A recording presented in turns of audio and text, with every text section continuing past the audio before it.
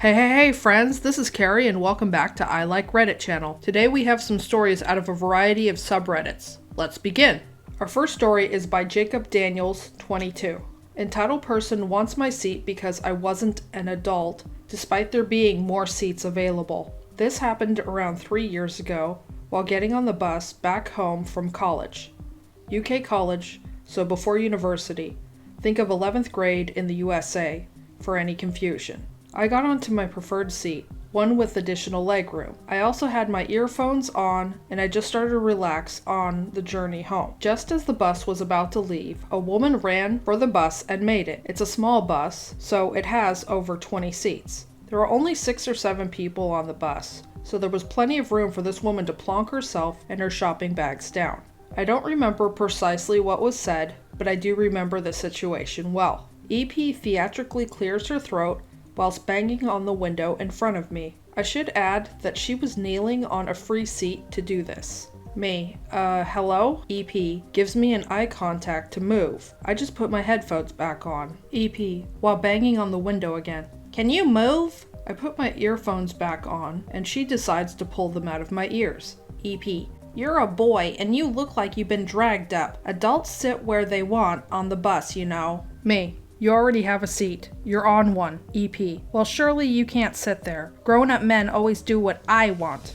Me. Nice. EP. My boyfriend just bought me a new Audi and has given me money to go shopping, which, I should add, is probably more money than you'll see in your entire life. Now let me have that good seat. Me. Oh, he likes you enough to take you shopping? EP. You're an effing scruffy kid. I want that spot. Move! Move! Move! She kept shrieking for about 10 minutes until she got off at her stop. She had a look on her face as if she was royalty and had to go through the estates full of commoners. Oh, she never thanked the bus driver as she got off. I'm surprised the bus driver didn't tell her to pipe down or get off the bus. I mean, come on, she doesn't deserve to sit anywhere she wants just because she's used to getting her way. No, I'm glad the OP didn't give in to her wants. Anyway, on to the next story. Our next story is by Choose Name When Drunk. I don't have an orchard in the back. I work at a fairly small supermarket in Australia, and I don't know if you've heard, but our country has been plagued with a fair few bushfires recently. Even though I'm in Western Australia, 4,000 kilometers away from the fires, we have had several fires of our own and several major roads closures. Between the fires in the south and storms and flooding in the north, the fact that we already are isolated as heck in Western Australia was essentially cut off from the rest of Australia for almost 2 weeks, which has led to a few supply issues, so stores have had no choice but to source some of the fruits and vegetables from overseas. Cue Eco Warrior. Me, happily stalking mandarin oranges. Hi, how are you today? EW.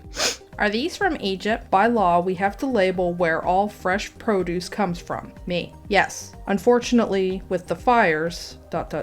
I go no further. EW. Importing produce via air may as well have caused the fires in the first place. Do you know the carbon footprint of these? Me. ... EW. I refuse to buy imported produce. Go out back and get me some of the local ones. Me. These are the only mandarin oranges we have. EW. Don't be ridiculous. Orchards keep them in cold storage all the time. Now get me some of them. Me. Let me ask the produce manager if he can get you some. I don't care. I'm paid by the hour, so out back I go. Surprise, surprise. No mandarin oranges, no cold storage, and no orchards. Also, no manager. He was at lunch. I have a glass of water and off I go. I'm so sorry, but the storage ones have been all used up. The local orchards won't begin harvesting for several months, and some of the eastern ones have been burnt to the ground. EW. Well, you know who's at fault for this, don't you? Flying produce from overseas is incredibly detrimental to the environment, which is the cause of the fires in the first place. You should be ashamed of yourself. I'm shopping elsewhere. Me. Thanks for that. Good luck. As I finish the mandarins and turn and start the lemons, I see that they're grown in Israel. F my life. I heard on the news that they actually caught people setting fires in the outback of Australia. Other than the fact that this woman seemed to be completely ignorant of what was going on in her country at large, it seemed a bit like she just went into the produce market just to antagonize OP.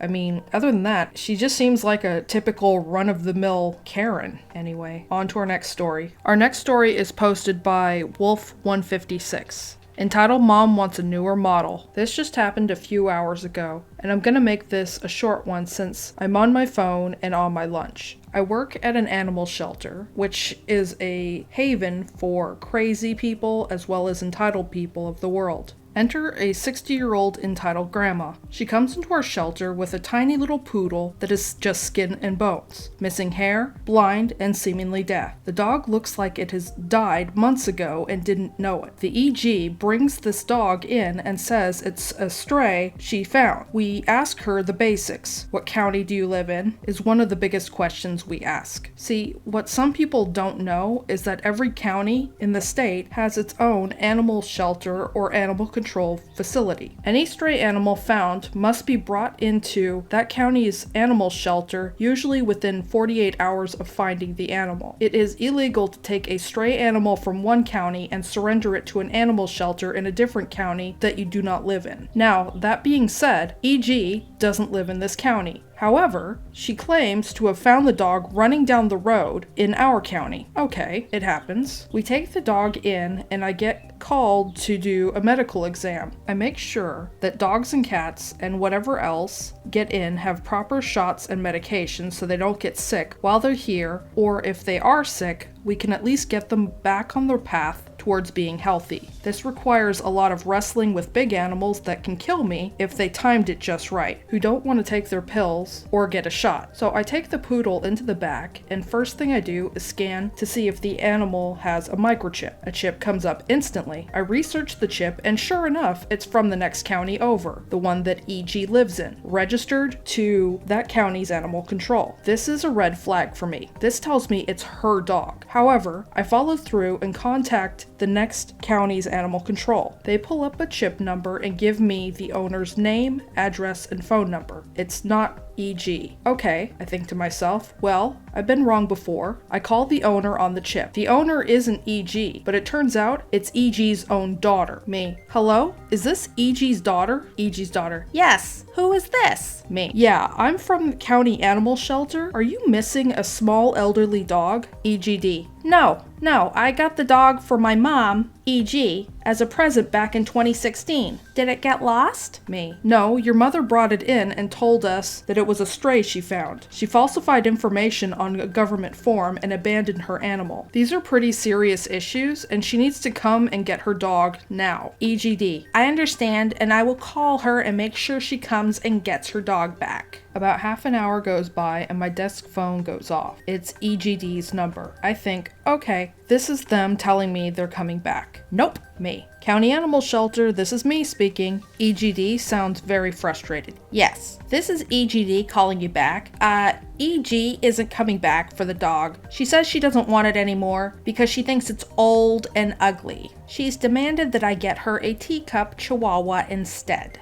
Me. Well, that's between you and her, but either you or her need to come and get the dog, as it is actually a crime to surrender your animal to a shelter in a county that you do not live in, let alone animal abandonment charges, putting down false information on a government form. EGD. I understand, but I work in the other county and I can't make it in time to get the dog. Me. Then your mother needs to be an adult and come and get her dog. She's got until the end of the day, otherwise we will be filing a police report. EGD. Well, she's so old. She shouldn't have to deal with this kind of stress. Me.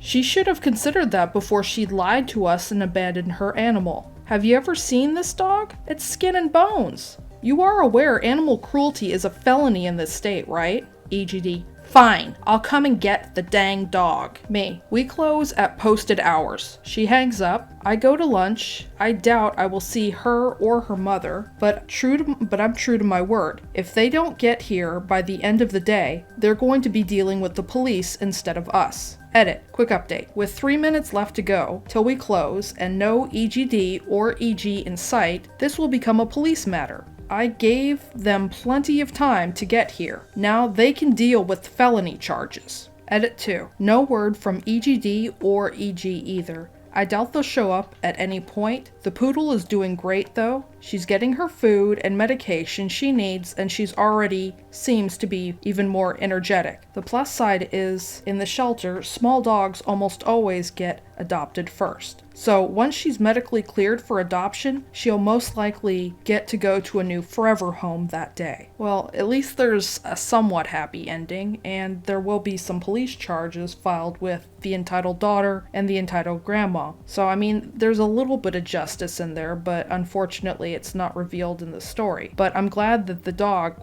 will most likely get adopted and end up someplace with a family that loves and cares about her. Anyway, on to our next story. Our final story today is by Black Label 9484. I'm just a delivery guy. So I don't know if this belongs here, but I couldn't stop laughing. A little backstory. I work for a freight company, FC, and my job is to drive around town in a semi-truck with a 28-inch trailer with a lift gate on it and deliver items on pallets that are too big for normal mail trucks. So I'm delivering an industrial dishwasher to a new restaurant. I have to squeeze my truck through an alley to the back door like normal. I'm too big to park on the side of the road. I go in and the manager politely says, "We can't take that today. I was told it was supposed to come in 2 days and I just don't have the room." I said, "No problem, I'll bring it back in 2 days." I load it back up and leave, which by the way is not easy to do because it weighs around 700 pounds. Fast forward 2 days. I'm back behind the restaurant, so I lower my lift gate and open my door and head inside with the paperwork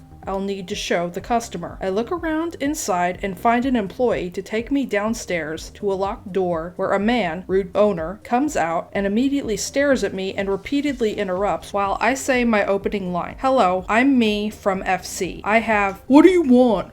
Yeah, I have your dishwasher." He abruptly walks away, so I follow him into the kitchen area where he starts barking orders. "So I need the dishwasher pulled out and that electrical line replaced, the feed and the drain lines replaced, and you need to take the old one with you. This was supposed to be done yesterday and we open in 2.5 hours. Obviously, I'm confused, so we share an awkward stare for what seems like an eternity until he breaks the silence with, "Well, I realized what was happening here, so I say, 'Sir, I don't know if someone told you the wrong information, but I'm not the installer. I'm just here to drop it off.' He didn't like that. "I don't care what you're here for. I need it done now." All I can muster is, "Sir, if you need it installed, you're going to have to call a plumber." He then throws a fit and yells at me, saying if I don't get it down there before he calls my boss. This is where I get evil. You see, we have to get a signature on the delivery receipt to complete that delivery. Well, I had him sign it before all that happened, so I go 150 yards and 2 staircases back to my truck and get in back there, lift the pallet with the pallet jack at 700 pounds. It's hard to move it even that, and I drop it on the asphalt, load the jack back up and leave. As I leave, I see him come running out, waving his arms, and I keep going. An hour later, I get back to the yard and my boss/uncle says, "Got a call from rude owner. He's pissed." Then he sticks his hand up for a high five. Nice one. Moral of the story? Don't be rude to people who have the power to make your day terrible. Anyway, that's all the stories I have today. Please stop on by Reddit to show the OP some love and an upvote. Links to the original stories will be in the description box below.